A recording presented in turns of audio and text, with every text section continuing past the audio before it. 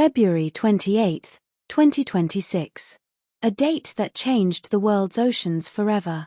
The outbreak of the US-Israel-Iran war didn't just move borders, it effectively killed the world's most important maritime chokepoint, the Strait of Hormuz. While the world watched the headlines of the conflict, the global economy felt the stranglehold. 20% of global oil and 30% of the world's fertilizer were suddenly trapped behind a wall of fire. But as the legendary ports of Dubai and Salalah go quiet, a new titan is waking up just 170 kilometers away. Today, we're analyzing a massive geopolitical shift. On Monday, May 4, 2026, the MV SHOU Long 618 berthed at Pakistan's Gwadar Port. It wasn't just another ship, it was a 16,000-ton signal that the era of UAE port dominance might be coming to a permanent end. In this deep dive, we're looking at how Gwadar is becoming the Hormuz Bypass. We'll look at the secret trade corridors between Pakistan and Iran, the threat to Jebel Ali, and why China is finally seeing its $60 billion CPEC investment pay off. Let's get into it.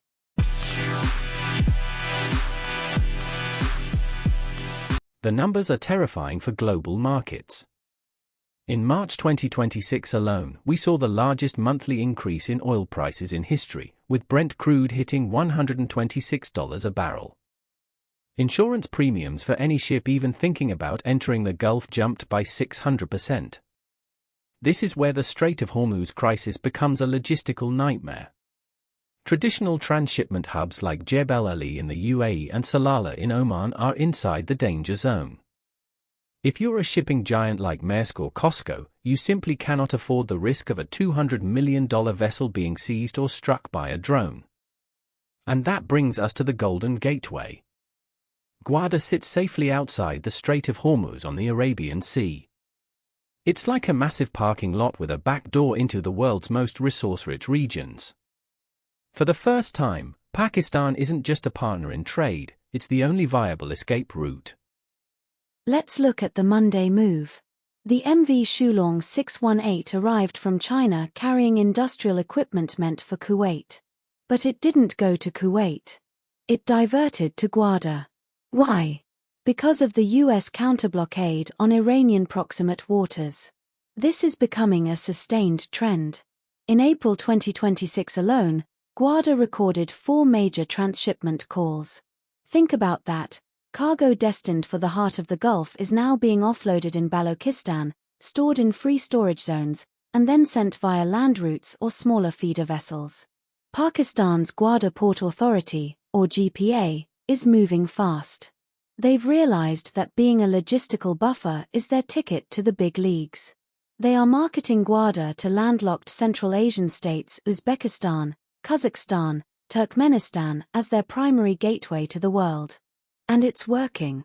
We're seeing a 45% to 55% reduction in transport costs for cargo moving through the new Gwadar corridor. This isn't just a temporary fix, it's a total restructuring of the Silk Road.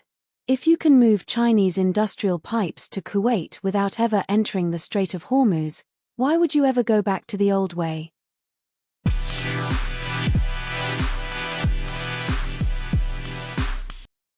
This is the part of the story most mainstream media is missing, the transit of goods Order 2026. While the US and Iran are at war, Pakistan and Iran just signed a massive trade expansion. 6 overland and maritime corridors have been designated to connect Gwadar and Karachi to the Iranian heartland. It sounds like a paradox, right? But it's pure strategy. By using Gwadar as the entry point, Iran can bypass the maritime blockade. Goods arrive at Gwadar, travel 2 hours to the Gab border, and enter Iran via land. This shift is making UAE ports, which used to handle the majority of Iran's transit trade, completely irrelevant.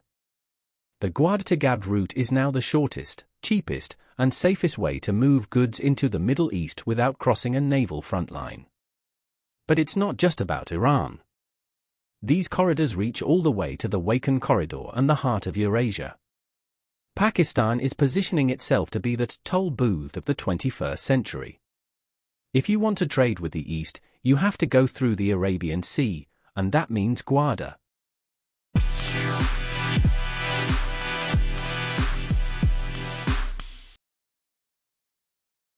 We have to be realistic, though. There's the infrastructure issue. Jebel Ali is a tech-automated wonderland.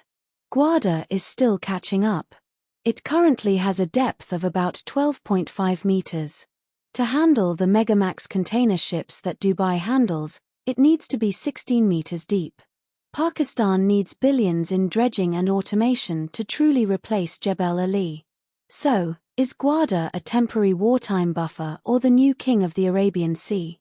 If the Hormuz conflict ends tomorrow, Jebel Ali's superior infrastructure will likely win back a lot of the volume. But the trust in the Strait of Hormuz is broken. Global shippers now know that their entire supply chain can be held hostage in a single afternoon. That diversification is Gwadar's permanent win.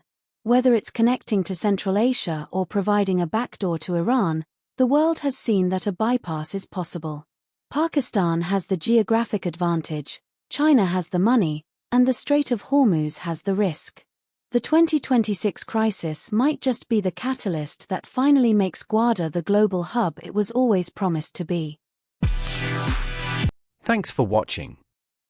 Please don't forget to like and share this channel.